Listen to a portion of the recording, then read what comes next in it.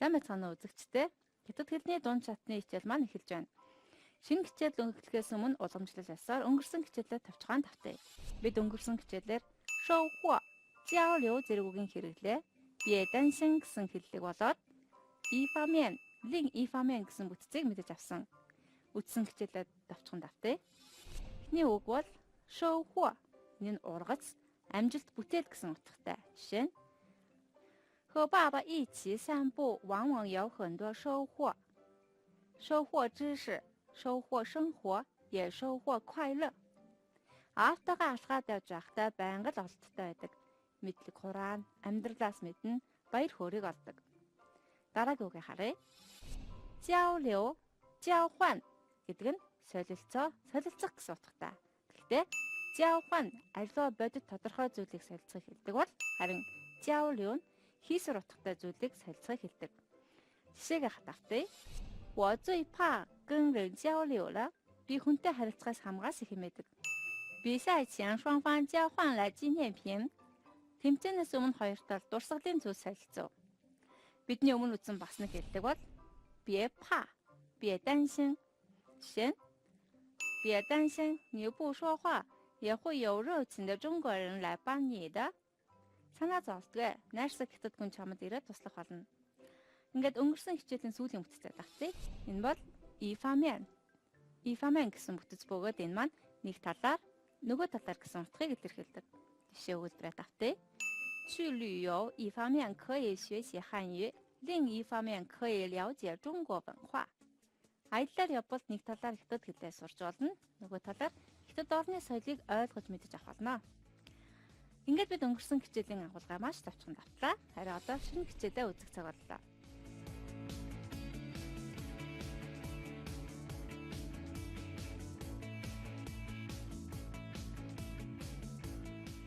Харин одоо шинэ хичээлээ үзэх цаг боллоо. Мянга сайхан кино байгаад харь хэл дээр байвал тань сонирхолтой санагдах болов. Тэгвэл энэ тухай дараах бичлэгнээс мэдэж авцгаая. 昨晚电影看得怎么样？ 别提了，出来的挺早，等了半个小时才打着车。刚进电影院就开演了，差点去晚了。电影有意思吗？没有英文字幕，根本看不懂，越看越没意思，差点睡着了。别着急，哪天我们去买张光盘回来慢慢看。看不懂的地方我给你讲，你练汉语，我练英语，怎么样？听起来确实不错，那一言为定了。 Та бүхэн ерөнхий утгыг нь ойлгосон баха. Ингээд бичлэгт гарсан гэнбэн чэш гэх мэт үгийн хэрэглээг мэдэж авцгаая. Гэнбэн их үндэс язгуур гэсэн утгатай. Жишээ нь гэнбэн вэнти үндсэн асуудал, гэнбэн юаньин үндсэн шалтгаан гэх мэт. Өгүүлбэрт орсныг нь харъя. 要根本原因之一在于中国社保体系的不完善. Гол шалтгааны нэг нь хятадын нийгмийн даатгалын тогтолцоо нь бүрэн сайн биш. Харин бичлэгт ямар утгаар орсныг харцгаая. 没有英文字幕，根本看不懂。根本看不懂. Орчуулбал ерөөсөө ч ойлгоогүй. Тэгэхээр гэнбэн их үндэс гэсэн утгаас гадна мөн огт ерөөсөө гэсэн утгыг давхар илэрхийлдэг байна. Харин одоо та бүхэн дараах өгүүлбэрт ямар утгаар орж буйг нь орчуулаарай. 我对现状根本不满意.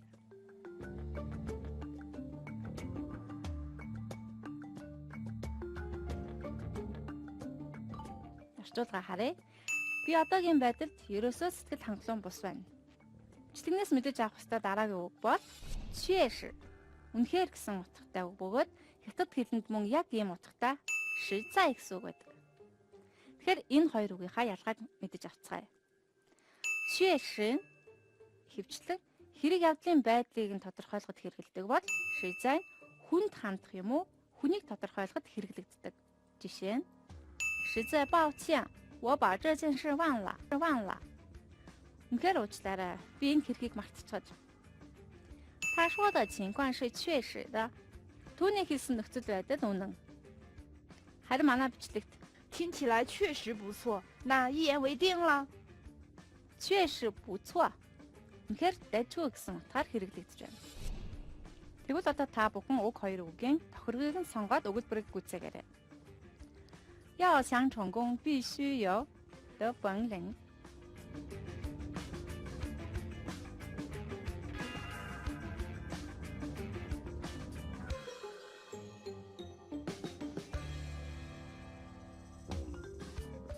Одоо хариугаа харъя.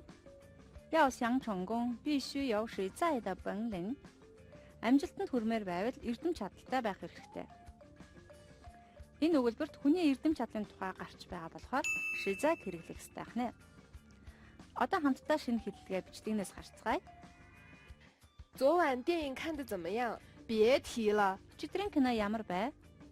Хэлэгч юм биш. Тэгэхээр биетила гэдэг нь сэтгэл дундуур байгаагаа илэрхийлэх сэтгэлийн өнгө асыг илтгэдэг үг байна. Дахин нэг жишээ харъя. Биетила 我们不回去了. Яригч юм биш. Бид буцаа болчихсон.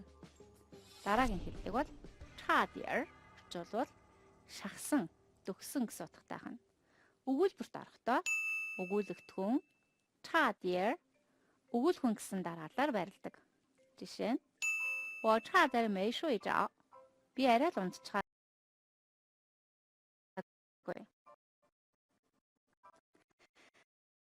Тэгвэл одоо та бүхэн зургийг хараад нүгэл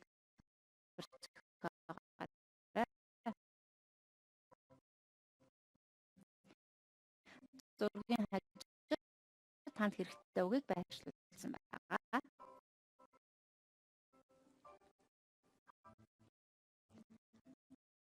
Right. 倒 差点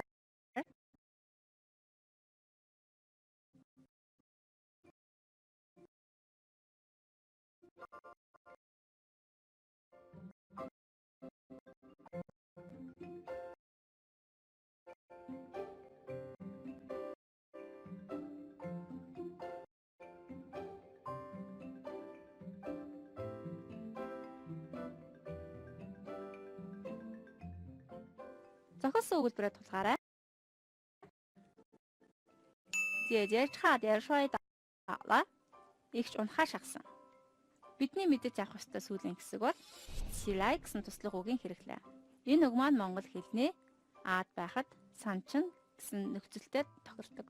Жишээ нь 听起来确实不错. 那一言为定啦.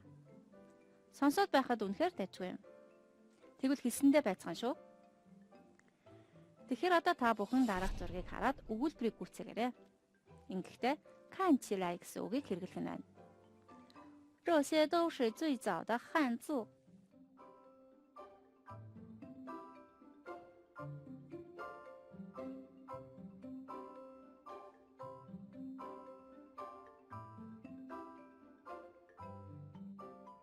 Дараах хэлбэрийг хамтдаа сонирхъя. 这些都是最早的汉字，看起来很有意思. Эдгээр нь бүгд эртний ханз бөгөөд хараад байхад их сонирхолтой гэж орчуулна. Үзэгчдээ бид өмнө үзсэн бичлэгт гарсан зарим нэг үг хэлхийг мэдэж авлаа. Харин одоо бичлэгээ дахин нэг үзэж бүрэн ихээр нь орчуулъя. 昨晚电影看得怎么样？ Өчигдрийн кино ямар байв? 别提了，出来的挺早，等了半个小时才打着车。刚进电影院就开演了，差点去晚了。 Хэлэгч юм биш. Хагас цаг хүлээж байж сайн нэг такси барьсан. Дөнгөж ортол эхэлж байсан. Оройтгоо тгсэн. 电影有意思吗？ Кино сонирхолтой байсан уу? 没有英文字幕，根本看不懂，越看越没意思，差点睡着了。 Англиар бичих нь гараагүй болохоор ерөөсөө ойлгоогүй. Үзэгдсэн сонирхолгүй байсан. Арай л унтчихаагүй. 别着急，哪天我们去买张光盘回来慢慢看，看不懂的地方我给你讲。你练汉语，我练英语，怎么样？ Санаа зовох хэрэггүй. Тэгж байгаа CD-г нь очиж аваад айж уужаа үзцгээе. Ойлгохгүй гэсгийг нь би чамд тайлбарлая. Чи хятад хэлээд авт. Харин би англи хэлээд авт ямар уу? 听起来确实不错，那一言为定了。 Сонсоод байхад үнэхээр дайжгүй юм. Тэгвэл хэлсэндээ байцгаан шүү. Үнэхээр сурч буй хэлээрээ кино үзэх нь сонсох чадвар болон ярианы чадвар сайжруулах сайн талтай байдаг шүү дээ.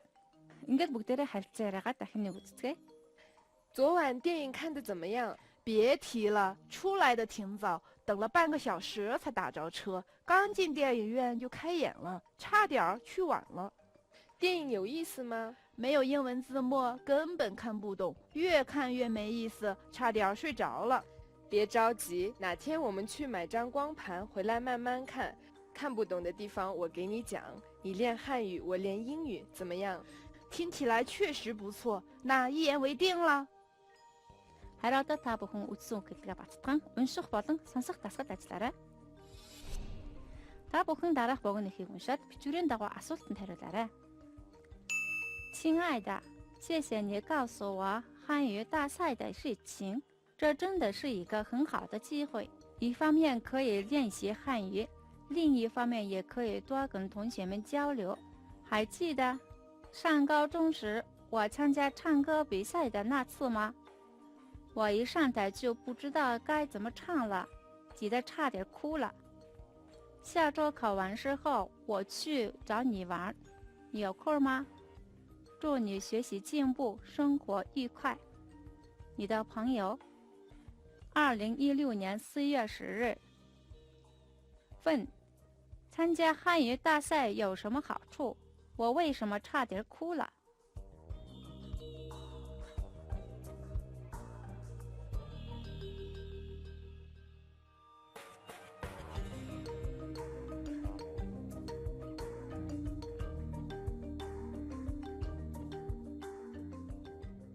Асуултын хариултаа бичвэрээс тулгая. Эхний асуулт: 参加汉语大赛有什么好处? Тэдний томоохон тэмцээнд орсноор ямар ашигтай вэ? Бичвэр: 一方面可以练习汉语，另一方面也可以多跟同学们交流. Нэг талаар хятад хэлээр давтаж, нөгөө талаар оюутнуудтай их харилцах болно гэсэн өгүүлбэрийг хариулбал зөв болно. Дараагийн асуулт: 我为什么差点哭了? Би яагаад уйлгаашгсан бэ гэсэн асуулт нь 不知道该怎么唱了. Яаж дуулахаа мэдэхгүй байсан гэж хариулвал зөв байх нэ. Харин одоо сонсох дасгал ажиллая. Та бүхэн бичлэг сонсоод дараах асуултанд хариулаарай. Асуулт нь: 说话的两个人在讨论什么问题？男的对小丽提重的想法是什么？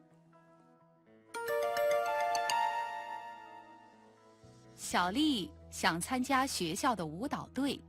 学校要求先体检，昨天我带她去体检了。怎么样？都挺好的吧？什么呀？差点儿因为超重进不了舞蹈队。啊，小丽看起来胖瘦正合适啊。小丽想参加学校的舞蹈队。 学校要求先体检，昨天我带她去体检了。怎么样？都挺好的吧？什么呀？差点儿因为超重进不了舞蹈队。啊，小丽看起来胖瘦正合适啊。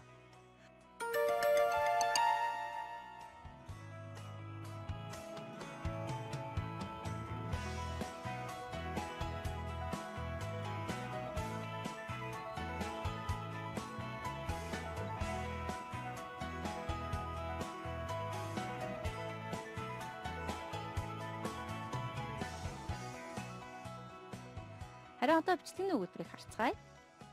小丽想参加学校的舞蹈队，学校要求先体验。昨天我带她去体验了。小丽сургуулийнхаа бүжгийн хамтлагт ормоор байгаа юм. Сургуулийн зүгээс эхэлж биеийн хэмжээг нь шалгана гэсэн болохоор би өчигдөр түүнийг дагуулж шалгуулахаар явсан. 怎么样？都挺好的吧？яасан бүтэмжтэй л үстэй. 什么呀？差点因为超重进不了舞蹈队。 юу гэж жин хитэрсэн болохоор бүжгийн хамтлагт орохгүй байхаар шахсан. А 小丽看起来胖瘦正合适啊. А 小丽хараад байхад тарган туранхан таарчихсан шүү дээ.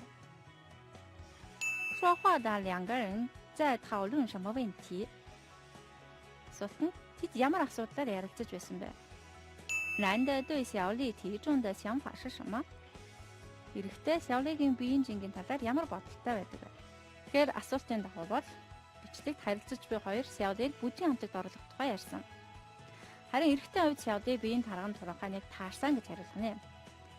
Үзэгчдээ манай өнөөдрийн хичээл үгээр өндөрлөж байна. Бид өнөөдөр гэнбэн чэшэ гэсэн үгийн хэрэгтэй болоод егти, чаадэр, чирай гэх мэт үг хэлбэрийг мэдэж авлаа. Харин дараагийн хичээлээр гуанжао, явхор, ленси гэх мэт хэлбэрээс гадна нөмбүнэн ливгэ нида гэсэн хэллэгийг мэдэж авах болно. Дараагийн хичээл хүртэл түр баяртай үзэгчдээ. Зайзя. Ихтгэлийн маань 7 тэрбум хүн амтай мөн 200 гаруй улс 2500 гаруй үндэстэнтэй бөгөөд одоогоор бүртгэгдсэн 5651 хэл байна. Харин хятад хэлээр дэлхий дээр 20% нь буюу 5 хүн тутмын нэг нь ярьдаг байна. Шинэ эсэлтүүдээ авч эхэллээ. Бүртгэл 2017 оны 3 дугаар сарын 9 хүртэл бүртгэж байна. Гүнз боловсролын төв.